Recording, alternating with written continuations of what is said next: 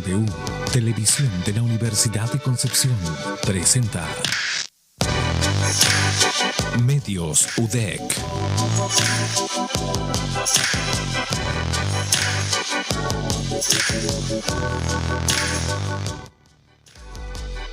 Muy buenas tardes, iniciamos una nueva semana de Medios UDEC, el espacio donde nos reunimos con los diversos medios de comunicación de la Corporación Universidad de Concepción. Y para cerrar la semana, que ha estado muy movida con hartas noticias que vamos a detallar junto a nuestros invitados. Saludo primero a la directora de la Radio Universidad de Concepción, Karen Candia, que está con nosotros. ¿Qué tal, Karen? ¿Cómo te va?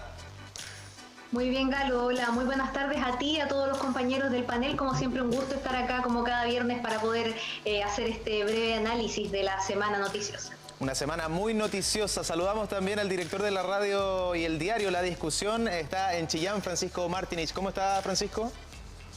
Hola, Galo. Sí, buenas tardes a todos los compañeros del panel, sí, desde la capital de Ñuble, con el primer día ya bajo cero de este otoño próximo al invierno. Temperaturas súper bajas allá en Ñuble. Vamos a analizar toda la semana, también toda la contingencia en la región vecina. ¿Cómo está el editor de noticias udec.cl, Javier Cisterna? ¿Cómo te va? Muy bien, Galo. Espero que también estén muy bien los colegas con los que nos encontramos en el panel como cada viernes para revisar las informaciones, siempre con la mirada de los medios UDEC. Nos acompaña Hugo Varela, el jefe de prensa de TVU, desde su casa en Higueras, Talcahuano. ¿Qué tal, Hugo? Hola, Edgardo. Hola a todos los amigos del panel de Medios UDEC. Aquí estamos para conversar un rato. Reconocí tú que estabas en tu casa por la foto de atrás, en la pista. Estamos en teletrabajo hace rato ya. Oye, y vamos a saludar también a quien estuvo festejando esta semana un nuevo aniversario del Diario Concepción, el editor general del Diario Concepción, Silvanio Mariani. ¿Qué tal? ¿Cómo está, Silvanio? Muy bien, gracias. Un saludo a todos mis colegas que están aquí en este panel, a todos que nos acompañan toda la semana por la señal de TVU. Y aquí estamos, trabajando desde la casa. Como pueden ver, estoy en el living, que fue el único lugar que sobró para mí. Dado que están todos aquí trabajando y estudiando con clases online. Vamos a revisar más adelante, Silvanio, algunas portadas históricas del Diario Concepción. Desde ya el saludo para ti y para todo el equipo en este 12º aniversario. Pero vamos a partir por la semana bien noticiosa, aumento de casos, preocupación, un día tras otro de récord. Hugo Varela, estamos entrando al parecer en la fase más crítica de la COVID-19 en nuestro país. Ojalá estemos entrando en la fase más crítica. No sabemos cuánto tiempo más van a seguir sucediéndose los récords de casos de contagio a nivel nacional y de fallecidos también. Mira, la semana en la región del Biobío partió con un total de 1.144 contagiados. El lunes tuvimos 45, el martes 28, el miércoles 52 y terminamos la semana con 1.300 casos. Prefiero los números grandes para que la gente se haga una idea. De pronto nos acostumbramos todos. Tenemos 30 casos, 30 casos, 20 casos, está bien, 40 casos, está bien, no es normal. Pero la verdad es que la semana partimos con algo de más de 1.100 casos y terminamos la semana con 1.311 casos acumulados y con un fallecido, además, durante este día viernes, una mujer de 83 años del hospital que falleció ahí en el hospital traumatológico, que tenía múltiples condiciones de base, como se ha señalado. A nivel nacional, a nivel país, mira, puede ser el mismo ejercicio. Comenzamos la semana con 46.000 contagiados y llegamos a 61.000 personas contagiadas, 61.857 personas contagiadas en específico, y con récord cada día y con récord lamentablemente también de personas fallecidas. 49 personas fallecidas, hoy día tuvimos 41, una leve baja, pero 49 personas fallecidas, lo que nos deja un total de 630 víctimas fatales desde que comenzó la pandemia. A nivel regional fue muy importante lo que pasó con la llegada de enfermos de COVID-19 desde la región metropolitana. El jueves de la semana pasada tuvimos los dos primeros y hubo gran cobertura periodística y también a través de redes sociales, diría yo, no un mayoritario, pero sí al menos un importante rechazo de importantes grupos de la ciudadanía a la llegada de enfermos de COVID-19 de Santiago derivados hasta el Hospital Regional de Concepción. Yo hoy día hice la pregunta, en total este es el desglose. Tenemos actualmente 11 personas de la región metropolitana que están aquí siendo atendidas en nuestros centros asistenciales, 12 se espera al final del día, pero también tenemos 4 de la Araucanía y una de Puerto Montt que han sido derivados.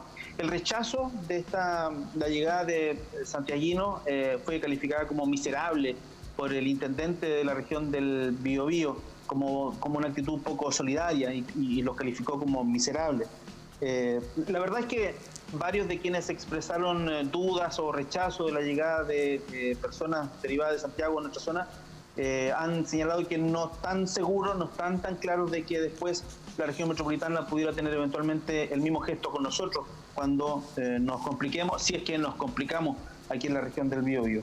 Bueno, y a propósito del intendente, mencionar también un incidente que es un incidente pequeño, diría yo, pero que no pasó desapercibido, entre el intendente Sergio Yacamán y el alcalde de Concepción, Álvaro Ortiz, el alcalde que insiste, que señala la cuarentena, que pide cuarentena hace ya bastante rato. ¿Para qué? Para evitar que pase lo que está pasando en Santiago con aumentos récord de casos todos los días.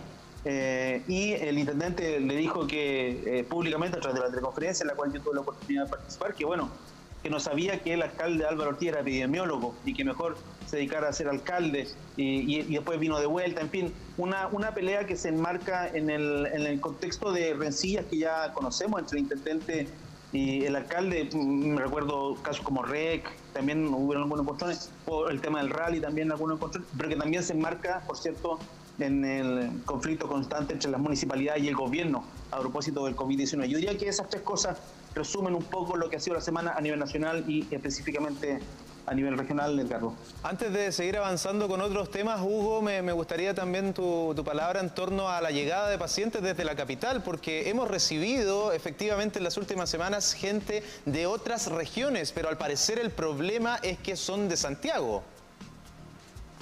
Sí, claro, lo señalé, nosotros tenemos 11 personas de la región metropolitana acá en la zona, pero ¿sabes qué? Tenemos disposición todavía, nuestro sistema de salud no está colapsado. En Santiago están con un sistema de salud cercano al 94% de ocupación. Nosotros tenemos todavía en UCI un 36% de disponibilidad y en Cama SUTI un 41% de disponibilidad. Entonces tenemos todavía la capacidad para recibir pacientes. Lo que tenemos que hacer es preocuparnos, digamos, que nosotros no vayamos a aumentar de manera importante el número de casos, y por eso el llamado nuevamente es a quedarse en casa, es a no salir, es a no arriesgarse de manera innecesaria, porque tenemos todavía capacidad, nuestro sistema de salud todavía puede recibir gente de afuera y está controlando lo que tenemos acá nosotros también. ¿Qué pasa con Santiago, Javier? ¿Cuál es tu opinión respecto al tema? ¿Hay una animadversión respecto a los capitalinos? Porque hemos tenido personas, por ejemplo, de la región de la Araucanía, que han estado acá en el Hospital Guillermo Gran Benavente, que es uno de los más grandes de Chile y que abarca también a una población importante en el sur de nuestro país. Sí, Galo, yo creo que independiente de la calificación que realice la autoridad en torno a estos gestos, yo me sumo de cierta forma a esas palabras. En este contexto cabe ser solidario y la solidaridad en este contexto, en este momento, va en la dirección desde el Biobío hacia Santiago y también hacia otras regiones. La emergencia del COVID-19, ya lo sabemos, no hace ningún tipo de distinción en términos de fronteras entre naciones, menos entre regiones. Entonces, aquí lo que cabe en esta circunstancia es un sentimiento en particular, yo creo que es ser solidario. Ahora bien, dicho eso, también me da la sensación de que uno tiene que hacerse la pregunta en términos de que cuando se están facilitando camas o cuando también se están gestionando ventiladores en su traslado a otro lugar, esos van a bajar de vuelta en caso de que Concepción también se complique, también llegue quizás al borde o al límite de lo que es la capacidad de su red sanitaria. Me da la sensación de que ese cuestionamiento es lícito. No obstante, es una discusión que vamos a tener que tener en su momento. Ahora cabe seguir con las puertas abiertas y en la medida de que la red sanitaria de Concepción y el Biobío pueda seguir recibiendo pacientes, sean de Santiago o de cualquier ciudad de Chile, yo creo que es algo que hay que hacer y algo que está sucediendo siempre, no solamente ahora en el contexto de COVID-19, siempre sucede. Estamos en el hospital regional más grande, estamos hablando del hospital regional más grande de nuestro país, entonces es una cuestión que tiene un punto álgido ahora, pero que tenemos que estar conscientes de que es algo que sucede con regularidad. Es muy importante la colaboración, el trabajo mancomunado aquí es clave, si no, no vamos a poder vencer al coronavirus. Karen, para eso también se estaban estrechando lazos y esta semana nosotros en TVU transmitimos y ustedes también estuvieron cubriendo esta firma, esta alianza entre el Servicio de Salud Concepción y la Universidad de Concepción. Coméntanos de este hospital de campaña, cuándo se empieza a materializar aquello y algunas de las características también que va a tener este recinto. Así es, Galo. Bueno, efectivamente, tal como lo hablaban recién Hugo y Javier, el hecho de que haya traslado de pacientes de una ciudad a otra no es algo nuevo, pero ciertamente en este contexto parece que las sensibilidades están mucho más a flor de piel, y no solo en ese sentido, sino que también a propósito del hospital de campaña que tú comentas, es cosa a veces de empezar a leer las redes sociales cuando se publica alguna información al respecto, y mucho comentario relativo a que por qué van a hacer este hospital y que cada quien se quede en su ciudad, etcétera, pero finalmente esa no es la actitud con la que vamos a terminar superando esta situación de crisis sanitaria, y cualquiera de nosotros pudiera eventualmente, tal vez en algún contexto, necesitar algún traslado, no solo aquí, sino que a otra región, así es que ciertamente es complejo. En ese sentido, el hospital de campaña se firmó esta semana este acuerdo entre el Servicio de Salud Concepción y la Universidad de Concepción, en el cual la universidad le entrega como dato, es decir, de manera gratuita, este terreno que es para la instalación del hospital de campaña. El terreno específicamente es en el estacionamiento de la Facultad de Odontología.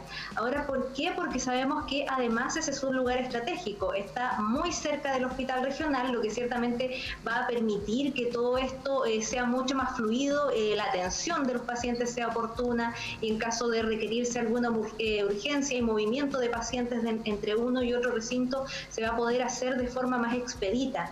Esto es importante destacar que se determinó y que se hizo luego de hacer una evaluación. Efectivamente se realizaron estudios que permitieran determinar cuál era uno de los mejores lugares para el emplazamiento de este hospital de campaña, y se determinó que ese era precisamente en el estacionamiento de la Facultad de Odontología. Este ya llega a ser el quinto hospital de campaña de los cuales está disponiendo el MinSal para el tratamiento, en este caso no de los casos más graves. La idea es que sean 100 camas aproximadamente, van a ser 50 para hospitalización, tratamiento, y otras 50 también para diversas cosas que se requieran en el proceso. Obviamente que la parte ya más grave va a estar tratada en el hospital, pero por supuesto, debido a que se prevé que va a haber una circulación de pacientes más o menos alta en las próximas semanas, la idea es poder descongestionar también un poco el hospital y mantener los cuidados a quienes los requieran en este hospital de campaña, que va a estar instalado en, como decía, precisamente en ese lugar que es estratégico. Es importante recalcarlo, no es simplemente que se les ocurrió instalarlo ahí. Eso va a ser mucho más fácil el tratamiento de las personas.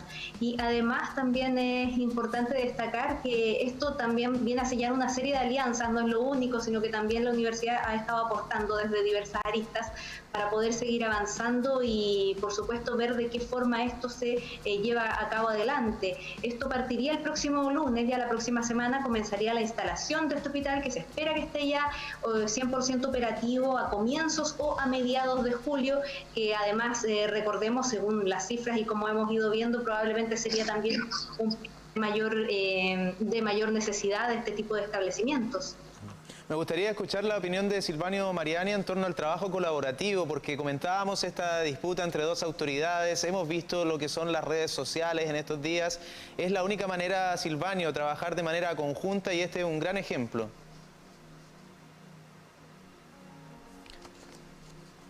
Silvanio Mariani, adivina lo que pasa con tu micrófono. No hay problema, estamos en vivo. Sí. Perfecto.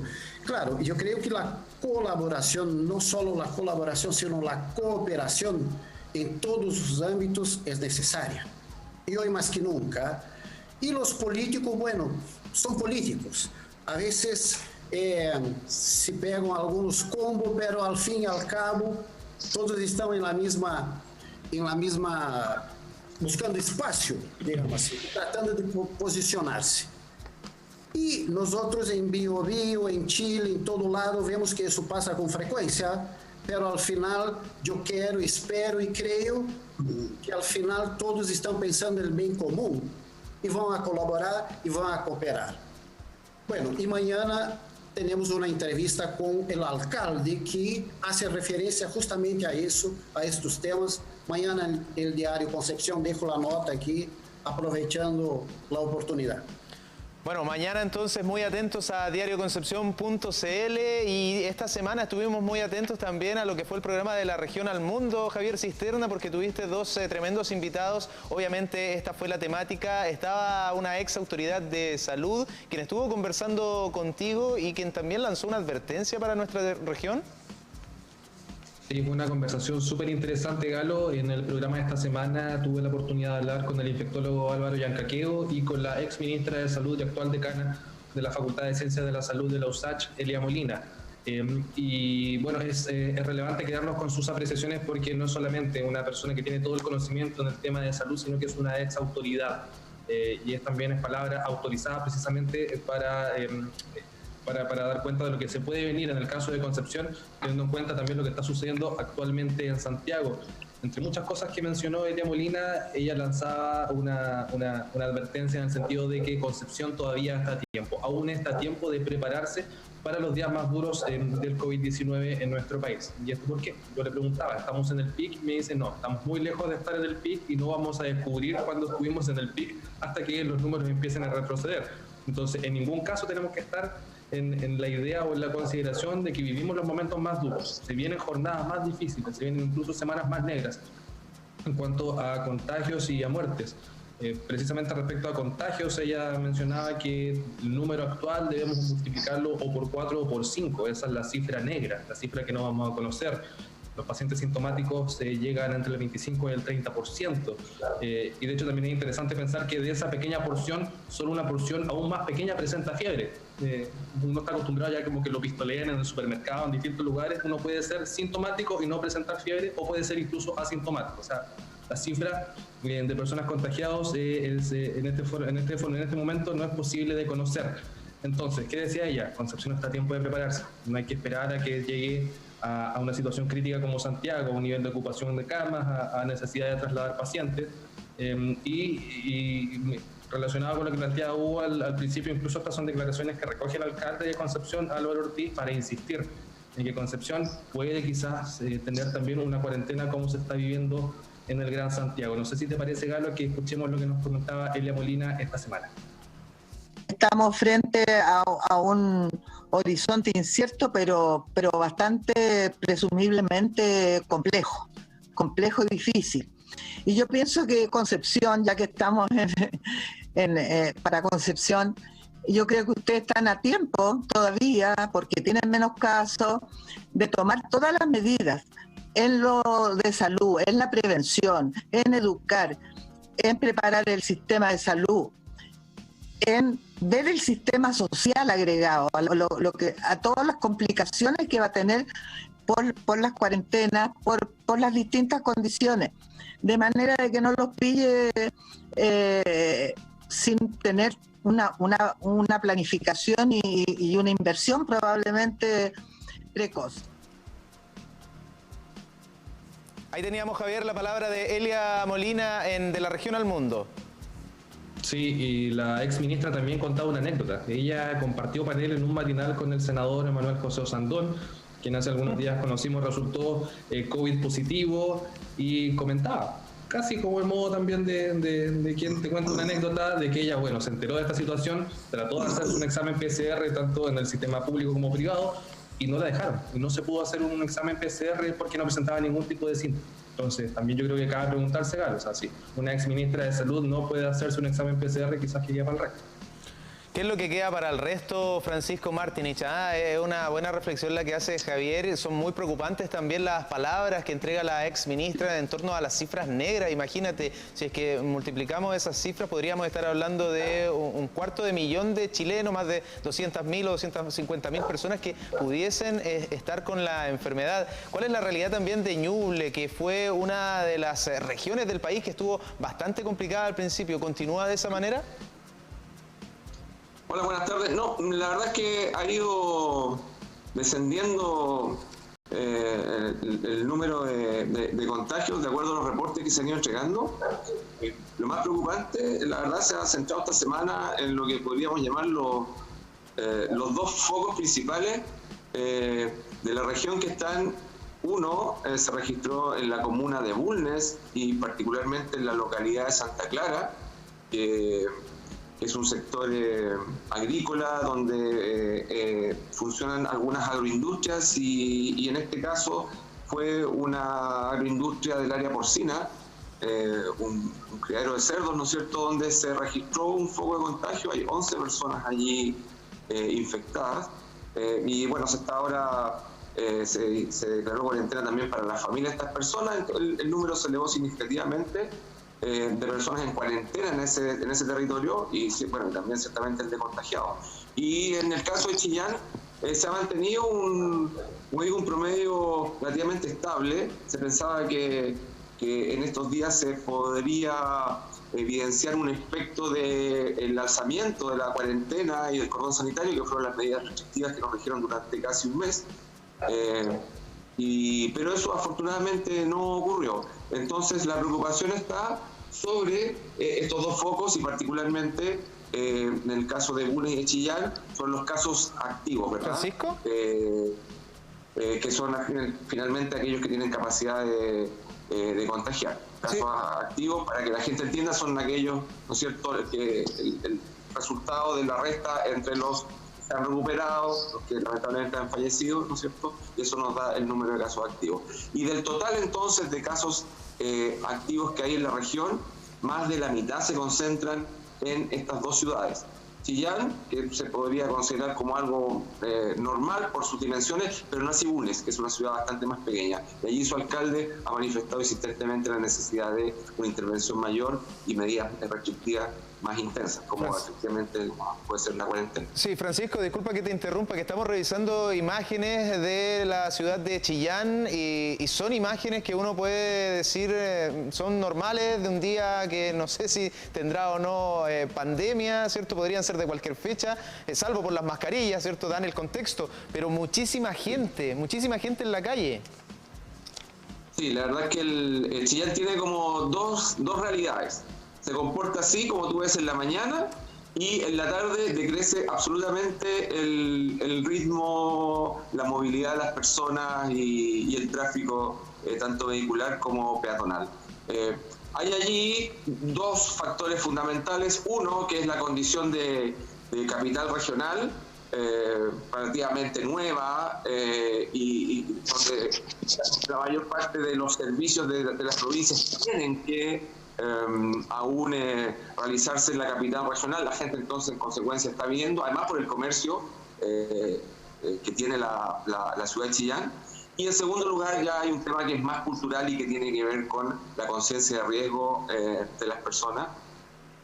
Y ahí estamos bastante débiles porque se mantienen altos números de detenidos, por ejemplo, por no respetar, en este caso, la única medida restrictiva que aún existe, que es el toque de queda. Pero hay muchísimos detenidos. Terminamos la semana pasada con más de 1000 en una semana. O sea, estamos a un nivel de ciudad como bueno, Concepción o la conurbación Valparaíso, Viña del Mar. Entonces ahí hay también un aspecto cultural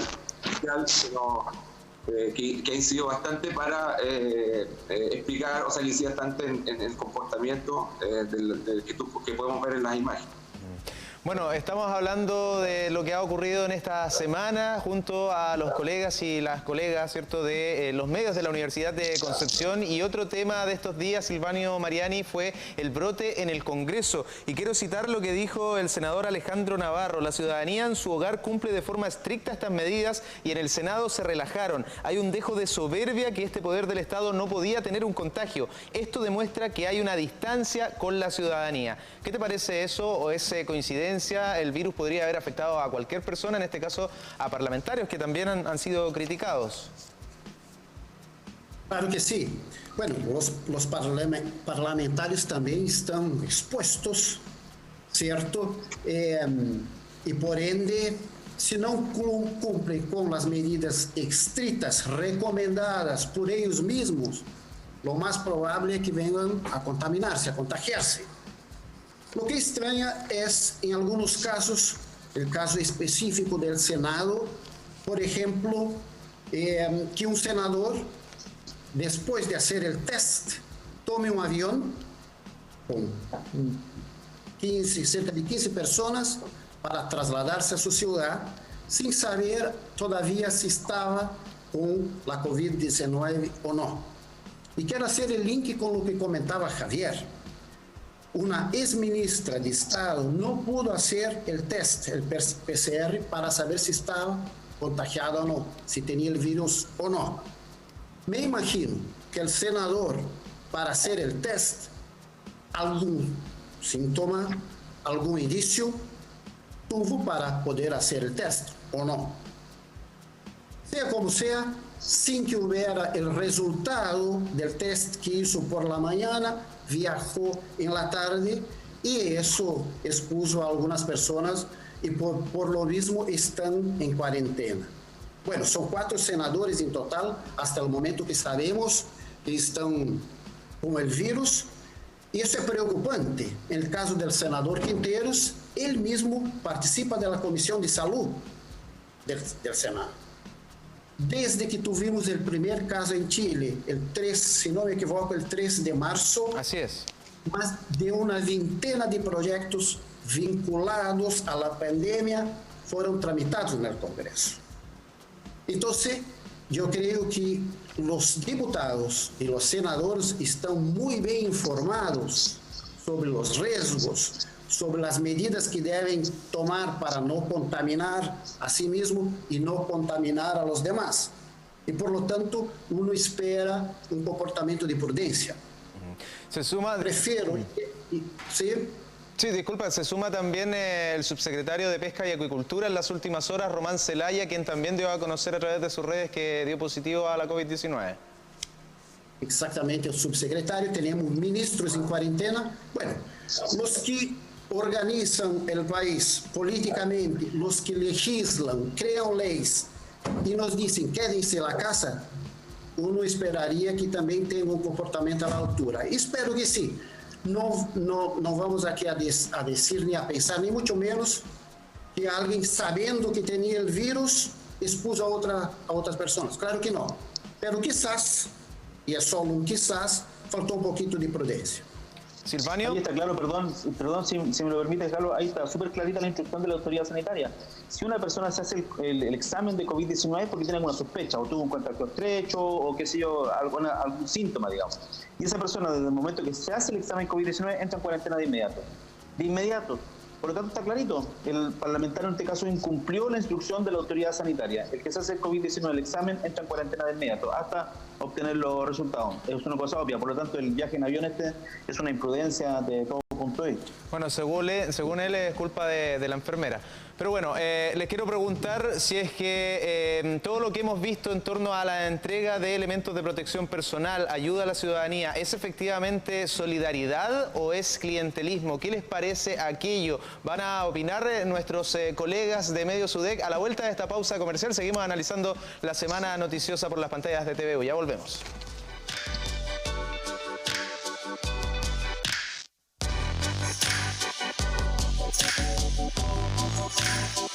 Te invitamos a ingresar en la plataforma coronavirus.udec.cl. El portal ofrece gratuitamente un formulario de evaluación de riesgo COVID-19 y según la información que se proporcione, el sitio web arrojará a la persona una serie de recomendaciones. En caso de que el paciente registre contacto sospechoso, manifieste síntomas y pertenezca a alguno de los grupos de riesgo, la plataforma derivará a una teleconsulta con un profesional médico. Esta iniciativa es impulsada por la Unidad de Telemedicina de la Facultad de Medicina de la Universidad de Concepción.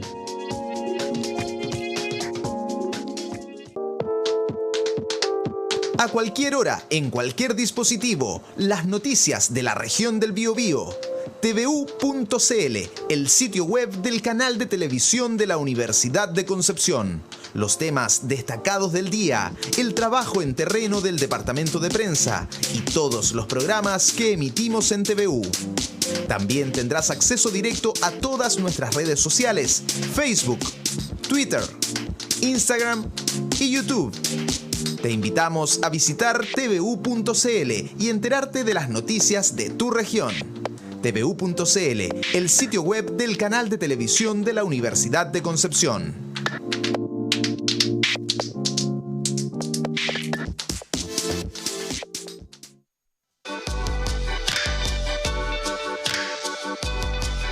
Estamos de regreso a través del canal de televisión de la Universidad de Concepción, compartiendo pantalla con nuestros colegas. Ahí los vamos a ver. Está Karen Candia, directora de la Radio Universidad de Concepción. Está también Francisco Martinich, director del diario La Discusión y también de la radio La Discusión. Javier Cisterna, editor de noticias UDEC. Silvanio Mariani, editor general del diario Concepción. Y Hugo Varela, jefe de prensa de TVU. Dejábamos enganchado antes de la pausa el tema de las canastas y la ayuda de parte de algunos políticos. Silvanio Mariani, ¿es esto clientelismo o es solidaridad?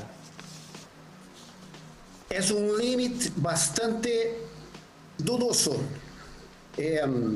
Como dijo Jenny Simon en un artículo que publicamos nosotros, es un riesgo los que están haciendo. Los que, de repente, una autoproclamada candidata a alcaldía de Concepción sale a distribuir productos para sanitización o productos alimenticios, etc. Es un riesgo, porque se puede interpretar de las dos formas, en definitiva. Es un arma de doble filo. Si es clientelismo o si es solidaridad, bueno, cada uno podría interpretar a su pinta, pero es riesgoso y deja margen sospechosa en medio a una pandemia, distribuir una canasta de alimentos, por ejemplo, con la foto de un posible candidato. ¿Qué le parece a la ciudadanía? Que la ciudadanía juzgue por sí misma. Que la ciudadanía juzgue por sí misma. Le quería preguntar a la iluminada Karen Candia, está pegando un sol muy agradable, me imagino hasta ahora, con un poquito de frío, Karen, en tu casa. ¿Qué te parece también este tema? Bueno, ciertamente yo creo que más allá de cualquier análisis que uno pudiera hacer desde su profesión, yo creo que como ciudadano a uno le molestan este tipo de cosas porque uno se da cuenta. Yo no sé si los políticos ya llegaron a un momento en que se dieron cuenta de que uno sabe ya distinguir a estas alturas cuándo es realmente una ayuda desinteresada y cuándo es campaña política.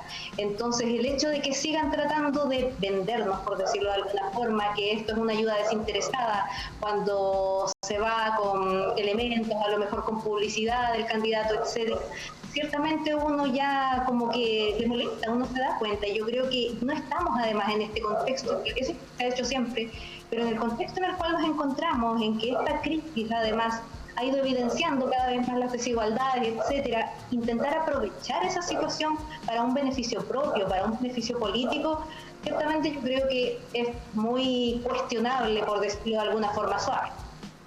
¿Comparte Javier Cisterna? Sí, Galo, yo creo que es bueno que nos indignemos frente a esta situación, no obstante es algo que ha pasado siempre. Las prácticas clientelares de los parlamentarios y de las autoridades locales son un cuento conocido, sobre todo en las regiones de nuestro país.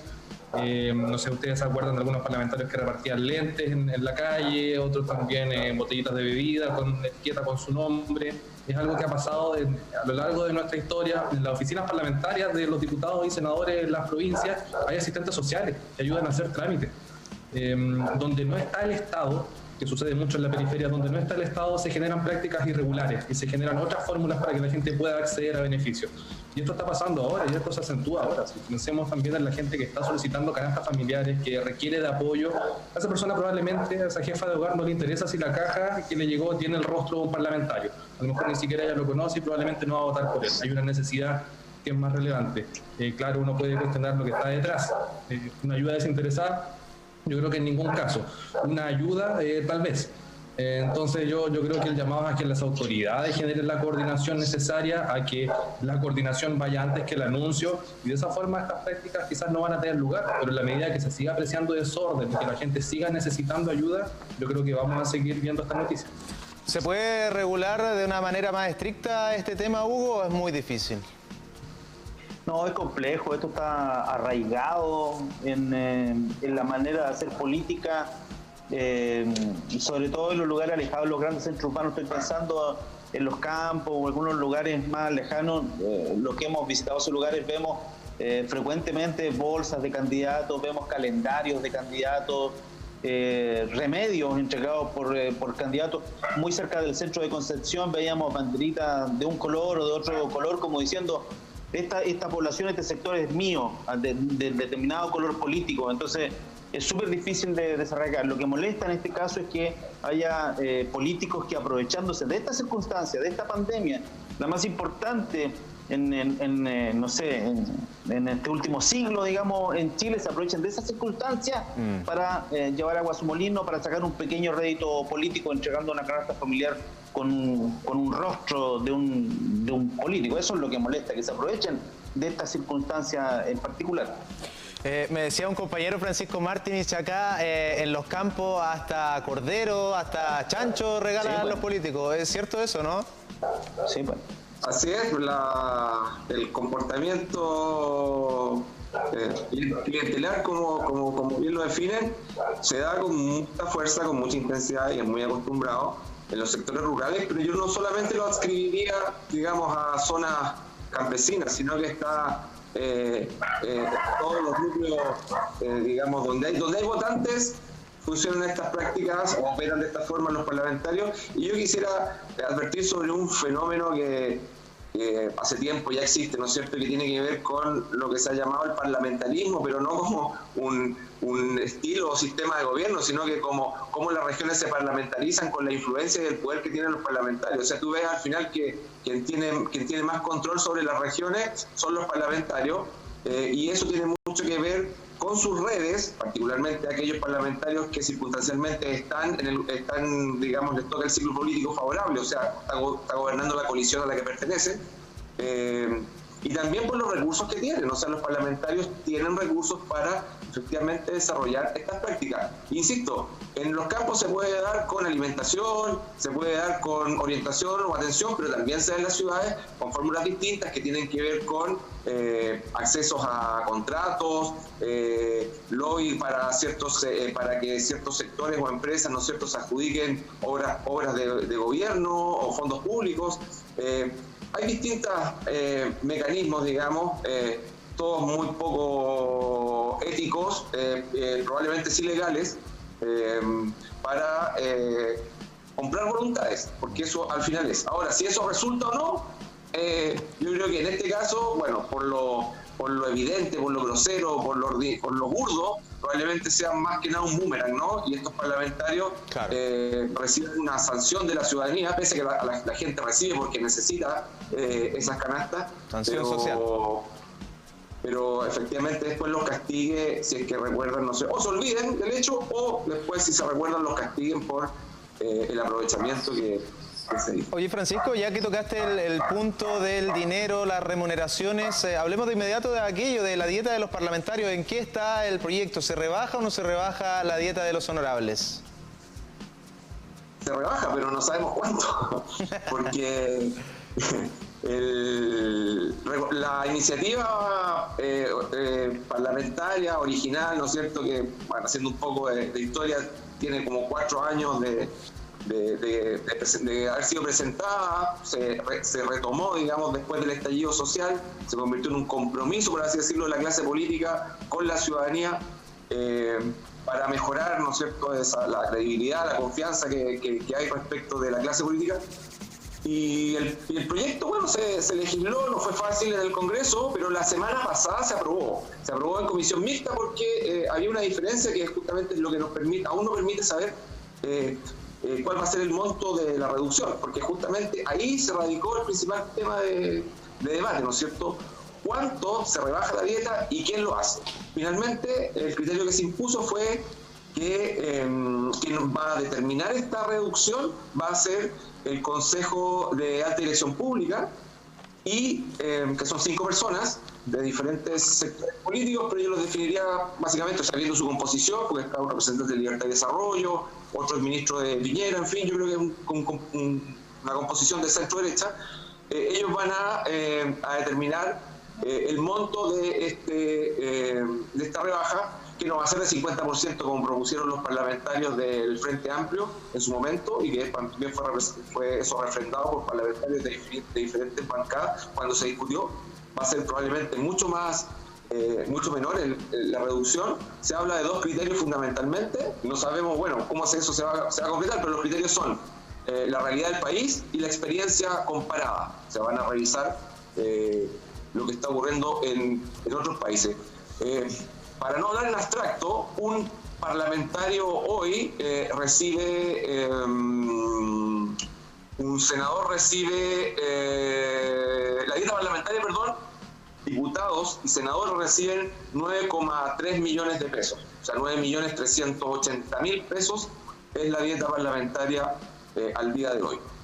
¿Cuánto se rebaje? Lo vamos a conocer dentro de 30 días, que es el plazo que una vez promulgada la ley tendrá esta comisión, este Consejo de Alta Dirección Pública para definir. Se va a partir con los parlamentarios y luego se van a ir, ¿no es cierto?, definiendo paulatinamente otros cargos, otros altos cargos de gobierno, las rentas de otros altos cargos de gobierno, que van desde ministros de Estado hasta jefes de servicio y divisiones, donde también las rentas son muy altas.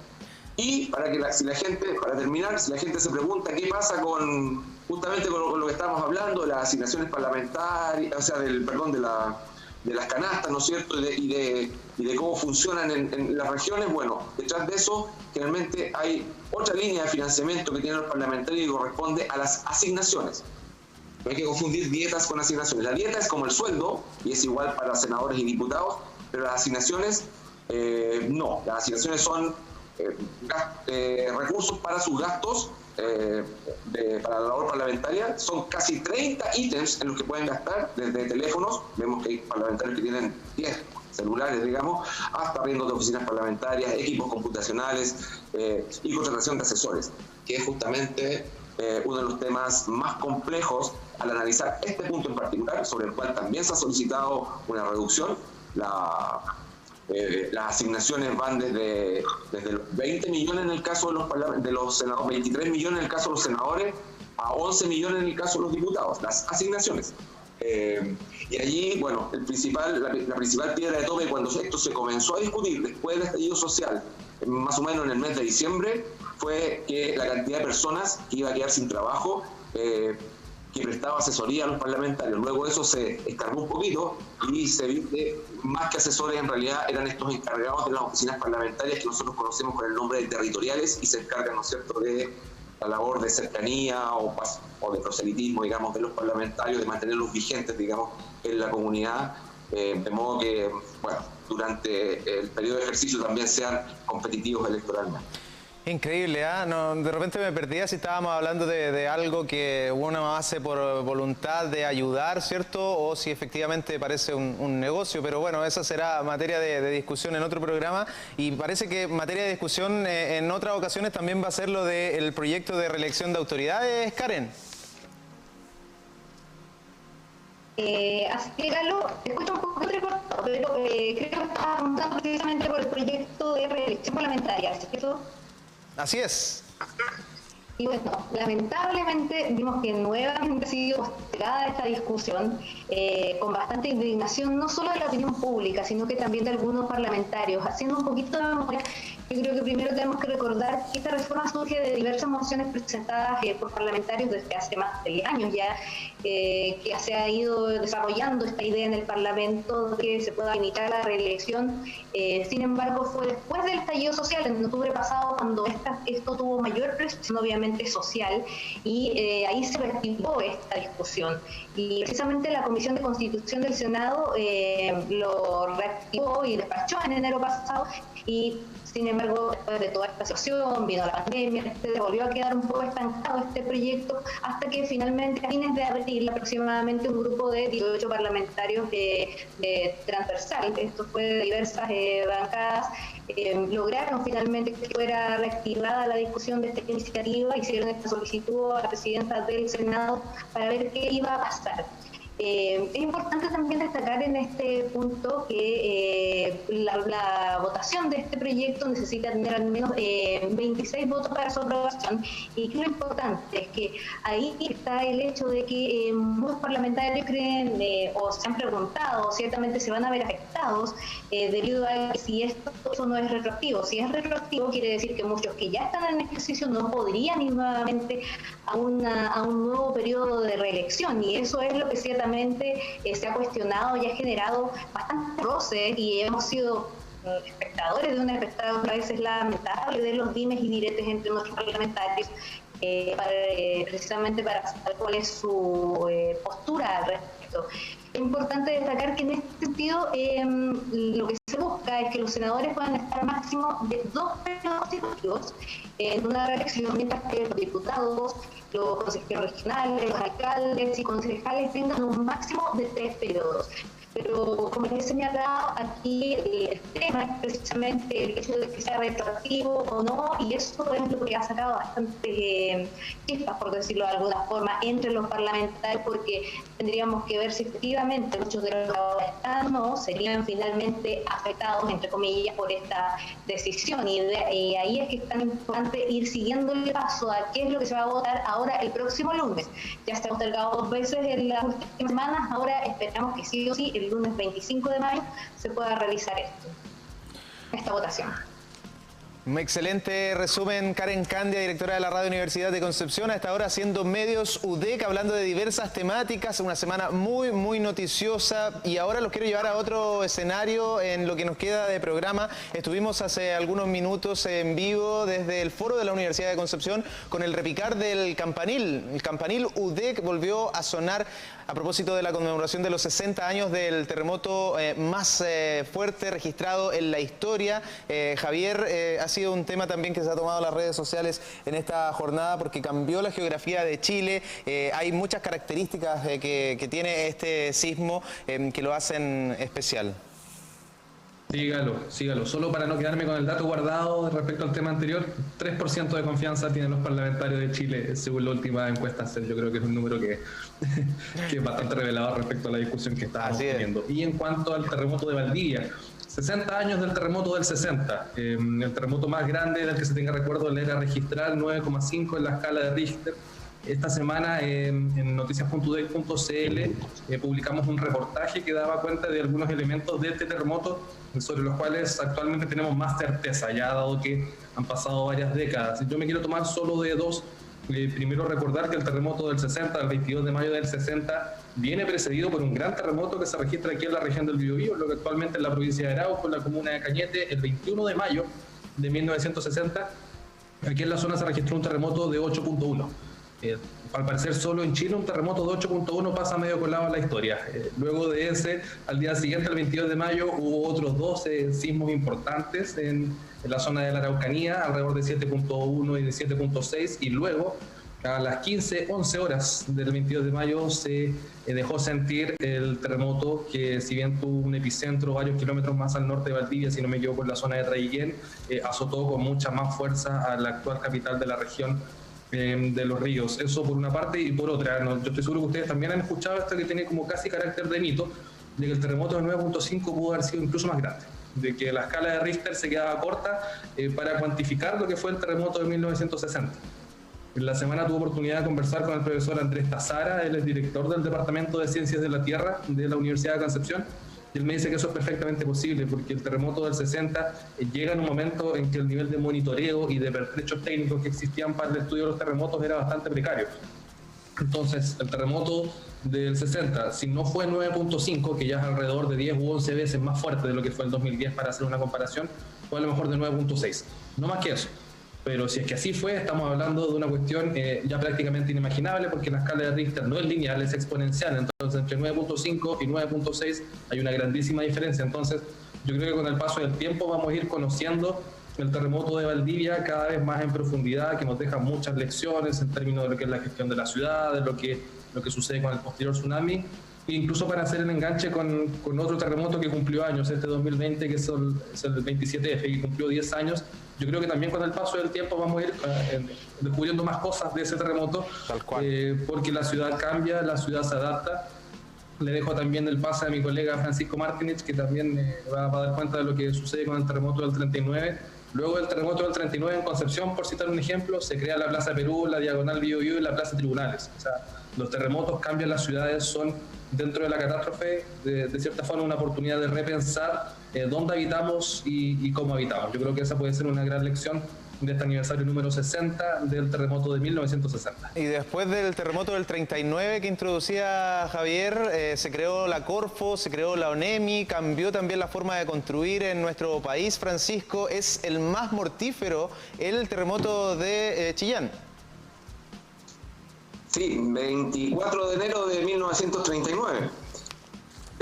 Como bien decía Javier, los terremotos tienen esa capacidad, bueno, transformadora, ¿no es cierto?, destructiva, pero también transformadora de los espacios geográficos y también de los espacios urbanos. En el caso de la ciudad de Chillán, más allá de la intensidad, ¿no es cierto?, del sismo y de cómo estaba preparada la ciudad, la hora en que fue también y la cantidad de víctimas indeterminada, porque al final nunca hay un reporte oficial que habla de 13.000 víctimas, pero historiadores locales y el recuento que se ha podido, la reconstrucción, digamos, de esa historia que se ha podido hacer a partir de las familias, ¿no es cierto?, como se trata de un hecho reciente, eso se ha podido hacer, refieren a 30.000 víctimas fatales. Que sería prácticamente la mitad de la población de la ciudad en ese tiempo. Mucha gente además dejó Chillán, ¿no es cierto?, se fue a otras zonas del país porque la situación era muy compleja, digamos, la ciudad estaba completamente en el suelo.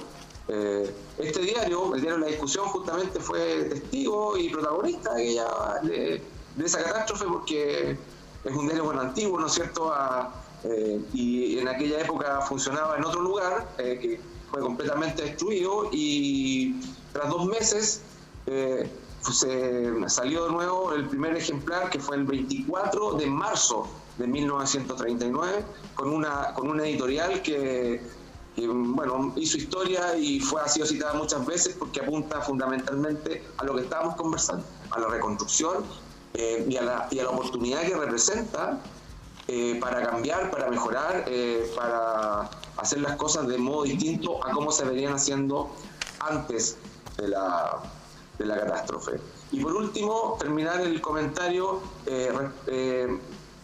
refiriéndome a la vigencia que hoy tiene el terremoto de 1939 en términos de un debate instalado en la ciudad de Chillán respecto a la preservación de la arquitectura modernista, que fue la que guió la reconstrucción de la ciudad en los años posteriores a 1939. Fue arquitectos y constructores y teóricos, digamos, de esa línea de arquitectura, ¿no es cierto?, los que más contribuyeron a definir las nuevas dimensiones de la ciudad y su estilo de arquitectura. Es una arquitectura que mezcla lo funcional con lo volumétrico. Bien, los ejemplos más conocidos son la catedral, ¿no es cierto?, de forma ovoidal, muy diferente para la época. La historia de cómo se debatió internamente, o sea, al interior de la ciudad, ese estilo, fue muy interesante revisar. Bueno, nosotros tenemos afortunadamente esa posibilidad con los archivos del diario, pero era un debate intensísimo entre los clásicos o tradicionales y aquellos más vanguardistas que veían en esta arquitectura, ¿no es cierto?, ovoidal, un rasgo distintivo y algo novedoso, marcando un antes y después del terremoto. Bueno, ese debate hoy ha resurgido por, de alguna forma, la desregulación o la poca protección que hay de esa arquitectura y el empuje que tiene la industria inmobiliaria, ¿no es cierto?, en términos de comprar paños de terreno y construir grandes edificios en áreas que deberían estar protegidas pero que no lo están. Entonces, lo que tenemos en la ciudad de Chillán es un plan regulador que protege 20 inmuebles, pero no protege su entorno. Entonces, lo que tenemos es que al lado de un edificio patrimonial y de arquitectura moderna se puede instalar una torre de vidrio, digamos, sin ningún tipo de coherencia arquitectónica, y ese debate hoy se está dando, por así decirlo. Yo creo que entró en pausa un poco con el estallido social antes en octubre y con la pandemia, pero sigue allí latente y está muy activo, porque no solamente está el municipio y las empresas inmobiliarias, ¿no es cierto?, que son parte interesada en esto, sino que también hay mucha sociedad civil participando, y eso hace que sea muy dinámico, muy interesante, y a la vez da garantía de que se van a defender el patrimonio arquitectónico, porque están los colegios profesionales de arquitectos y los historiadores y las universidades participando activamente en esto. Muy bien, es un tema que sin duda en alguna ocasión vamos a tener que tocar porque afecta a todo el país, el de los planes reguladores. Hay polémica en hartas zonas de Chile. Para finalizar, Silvanio Mariani, queremos saludar nuevamente al diario Concepción. Estuvieron de aniversario, 12 añitos que está cumpliendo el diario y lo pueden leer en versión online todos quienes nos están mirando. Así es, 12 años. Bueno, las organizaciones nacen, se desarrollan y llegan a su madurez. Creo que nosotros estamos ya como preadolescentes como organización y vamos en camino, vamos muy bien. Son 12 años y llegamos con esa propuesta a Concepción. Tuve la felicidad de participar de eso desde el día 1, un poco antes incluso. Tuve la felicidad de trabajar con el ahora director de la discusión, que fue director de Diario Concepción 2008, ¿cierto, Francisco? Hasta 2011, más o menos. Hoy está Tabita Moreno como directora. Bueno, y el diario sigue fortaleciéndose, creciendo, apostando en esa mirada laica, pluralista, democrática, un modelo de periodismo en esa línea y que obviamente debe llevar el sello de la Universidad de Concepción, es decir, buscando la excelencia, siendo veraz y buscando mejorar. Bueno, el Diario Concepción ha pasado tenemos muchas historias, muchas anécdotas, hay algunas portadas que estuvimos revisando, por ejemplo, la primera portada que fue un temporal que hubo, llovía ese día, hicimos la primera edición, pasamos con el primer diario en la región que circuló después del terremoto. ¿Te acuerdas, Francisco? Una portada en blanco y negro, dramática. Blanco y negro. Exactamente. Y otros eventos, estuvimos dentro de la agenda, marcamos la agenda en Biobío, por ejemplo, con el Teatro Regional. Luego después, con el proyecto del Pencopolitano, ¿se acuerdan del Pencopolitano que finalmente fue a la baja? Se inició toda una lucha, por decir de alguna forma, en pro del teatro, y ahí está el Teatro Regional. Diario Concepción fue el primero que se engajó en forma directa a esa campaña. Tuvimos muchas portadas relevantes, por ejemplo, una que mencionaba varias carencias, varias vergüenzas de Concepción. El Estadio Esterroa, la Costanera Chiguayante, el aeropuerto, el puente Chacabuco, inconcluso, la Ruta 160, el Mercado Central. Bueno, algunas de estas obras ya están. El puente Chacabuco, el Esterroa, el aeropuerto Carreal Sur, pero hay deudas con la Costanera que sigue ahí, el Mercado Central, etc. En fin, Diario Concepción ha marcado pauta, ha estado en la agenda pública y privada, y como todos saben, cuando ingresa un nuevo medio, mejora el mercado. Es decir, nosotros no llegamos para hacer competencia, llegamos para ocupar un espacio que es propio. Creció el número de lectores de diarios con la llegada del Diario Concepción. Creció el mercado de avisadores, no se dividió, creció. En fin, yo creo que con mucha alegría, además, podemos decir que esa visión, ese modelo de periodismo laico, democrático, pluralista, encontró eco en la ciudadanía penquista. Y no puedo dejar de mencioné a Tabita Moreno, la nueva, actual directora del Diario Concepción.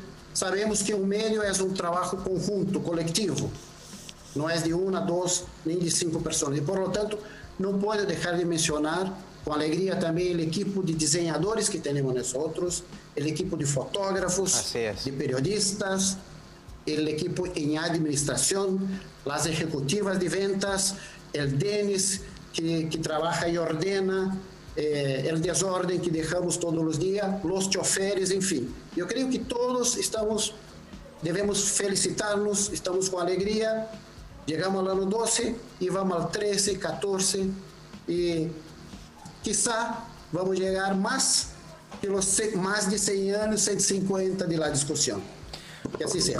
Tremendo, Silvanio. Oye, un aplauso para Silvanio, para todo el diario de Concepción también. Felicidades para los colegas y las colegas en este nuevo aniversario. Hugo, palabras al cierre, brevemente, estamos terminando. No hay mucho que decir después del speech de Silvanio, no puedo decir mucho. Felicidades nomás a los colegas del Diario Concepción, han sido un gran aporte. También han explorado en el Diario Concepción muy cortito una cuestión re interesante, que es el asunto de los seminarios y estos encuentros post-terremoto, que fueron, creo, un gran aporte para conversar, para entender lo que nos había pasado y cómo podíamos salir de esa crisis. Así que un abrazo nomás a todos los colegas del Diario Concepción. Muchísimas gracias a Hugo Varela, jefe de prensa de TVU, a Javier Cisterna, editor de Noticias UDEC, a Francisco Martinich, director del diario y radio La Discusión, a Silvanio Mariani, editor general del diario de Concepción, y también a Karen Candia, directora de la radio Universidad de Concepción. Que estén muy bien, colegas. Muchas gracias por habernos acompañado en este nuevo medio UDEC. Saludos para ustedes. Muchas gracias. Chao. Chao. Terminamos un nuevo capítulo de este análisis de noticias, revisión semanal que ustedes también van a poder encontrar en nuestro sitio web tvu.cl y también en nuestro canal de YouTube TVU. Nos vamos, pero continúa con TVU porque ya viene Me Quedo en Casa. Seguimos con esta programación de día viernes. Acompáñanos, que estés muy bien. Chao. TVU, Televisión de la Universidad de Concepción, presentó Medios UDEC.